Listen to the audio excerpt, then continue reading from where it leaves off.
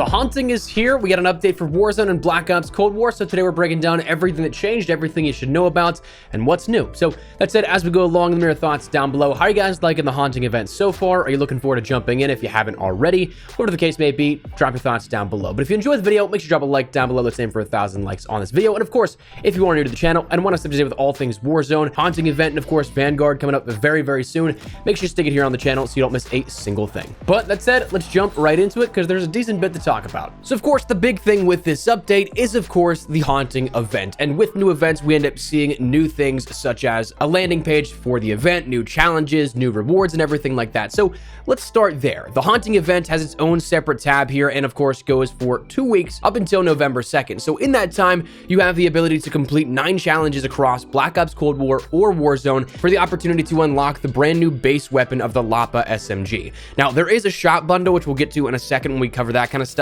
but these challenges, there's quite a lot, and they're not as easy as the last time around here as, say, whenever you had the Psy melee weapon unlockable. You could do all of those in 1, maybe 2 games. This is going to be, at minimum, like 3 to 5 here, if you're really good on everything and you're going specifically for these challenges. But let's start out with the Warzone side of things. These challenges include play 5 matches in the Ghost of Verdansk playlist, earn a top 10 final placement with your squad in the Ghost of Verdansk playlist 3 times, eliminate 10 enemy ghosts in that playlist, eliminate 10 enemy humans while playing as your operator in that playlist, eliminate 5 enemy humans while playing as a ghost in the Ghost of Verdansk playlist.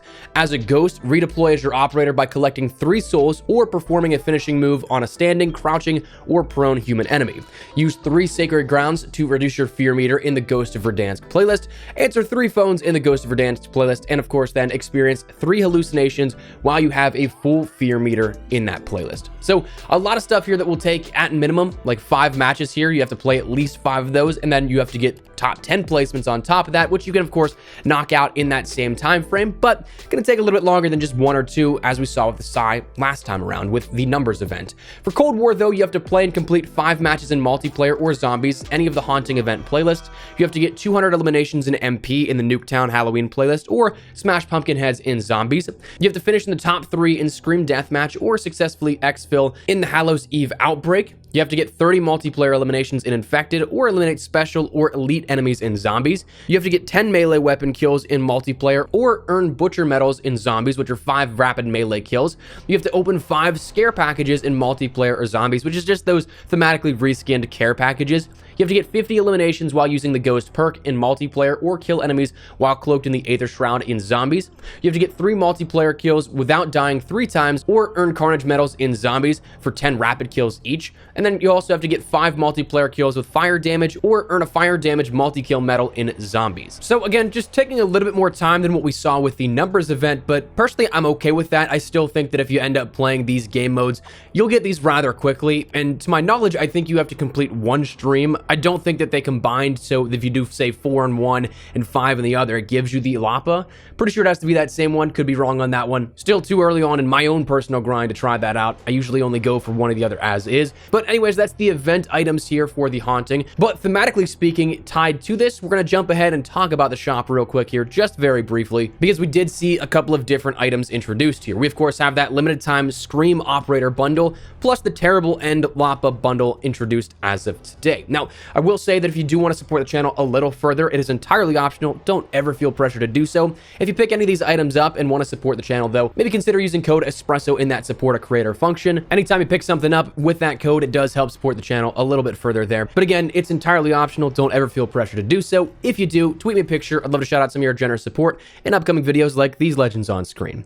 That said, the Scream Operator bundle is around for 30 days, or rather 29 days and a few hours in change here at this. We'll have the Donnie Darko Frank the Rabbit bundle coming later this week, but for now, the Scream bundle is introduced with the brand new operator of Ghostface. He's its own standalone operator. The Plot Twist Grab, the Slasher Tech 9, the Ghost Blade Melee, the Cordless Phone Charm, Scary Hours Watch, Violent End Finishing Move, the Scream Emblem, Stabbing Motion Calling Card, and then a double XP token for 2,400 COD points. Then the Terrible End, that comes along with the Abnormality Lapa SMG, the Electric Chair Charm, the Pointed End Finishing Move, the Undead Calling Card, the Scatterbrain sticker, and 2 2 tier skips as well. This giving you, of course, immediate access to the Lapa SMG if you want to play around with that. Start ranking it up and everything before you end up getting that base weapon unlocked from the Haunting Challenges. That's available there as well. But let's talk about the actual game changes, what changed in game. Of course, you have those big key focal points of the game modes and everything like that, but starting at the very beginning, both Warzone and Black Ops Cold War now have a new landing page, something a little bit more eerie, a little bit more Halloween themed that you may notice. But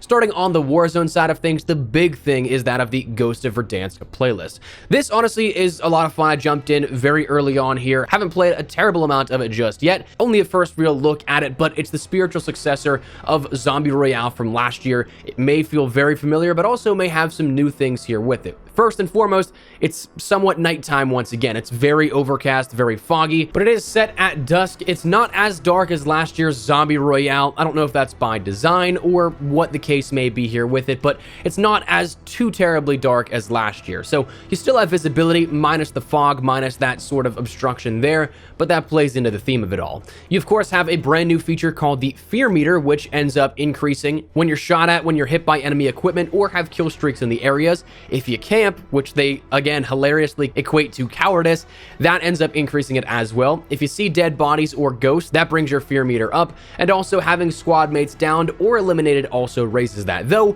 you can end up reducing that by eliminating a player or a ghost, reviving a squad mate, completing a contract, or remaining in the sacred ground, which is only available for a little bit of time, it seems. Now, if that fear meter gets a little bit too high into that sort of danger zone, you'll start to see things like hallucinations, those being the bigger ones. But even at the halfway point, you start to see some things happen on your screen. Like the first one that I noticed was some bugs crawling on my HUD. So some stuff that will throw you off, perhaps, if you're not quite too in tune with what's going on in relation to that fear meter, but just keep your eyes open. There also is an interesting scare warning here at this, so there are jump scares, there are things like that that you can end up experiencing, and it gives you that warning as soon as you jump into the game mode. But outside of that, plays exactly like Zombie Royale from last year. You die, you turn into a ghost, you try and kill the humans to regain your ability to spawn back in. Though I will say that I don't know if it's my controller busted or if they slightly changed it. It doesn't seem like ghosts can like actually sprint, so you're gonna have a hard time keeping up with people if you're, say, right on top of them. Of course, you do have that jump and boost that you can do, but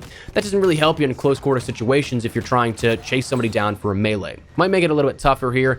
Might just be my controller broken. I don't know. But regardless, outside of that, you have your standard modes if you don't want to take part in the Halloween events here. But then also on the Black Ops Cold War side of things, wrapping things up here at this, we of course have that Nuketown Halloween, Scream Deathmatch, Infected, and a brand new gunfight tournament as well. This being the second to last gunfight tournament, which will offer up the Exoskeleton Street Sweeper blueprint if you end up winning it. But of course, if you haven't done any of those leading up to it, you're gonna have to grind out a little bit more before you can end up getting that one in particular. But anyways, that is the Haunting update here with this. We'll see more happen over the course of the next 2 weeks, and I'm very excited to see what happens here with this all. I'm very excited to jump into the Ghost of Verdansk playlist. I truly think that Zombie Royale was one of the best LTMs that we've had, so if it comes anywhere close to that, I'll be pretty happy. But anyways, that's where we're gonna wrap it up. I'd love to get your thoughts and feedback down there in the comment section down below. What do you guys think of the Haunting event so far? A fun little way to wrap off the year for Black Ops Cold War and Warzone. Are you guys liking anything in particular? Are you liking the bundles? Whatever the case may be, feel free to let me know your thoughts down below. But if you enjoyed the video, make sure you drop a like down below. And of course, if you're new to the channel,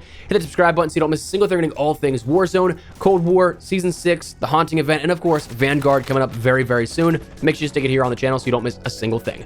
If you also want to follow me over on Twitter and Instagram, those are the best places to chat with me outside of YouTube. So if you guys want to strike up a conversation, ask me a question, whatever the case may be, that link's down there in the description below. That said, thanks so much for watching. My name is Espresso. I'll see you guys later. Take care and peace.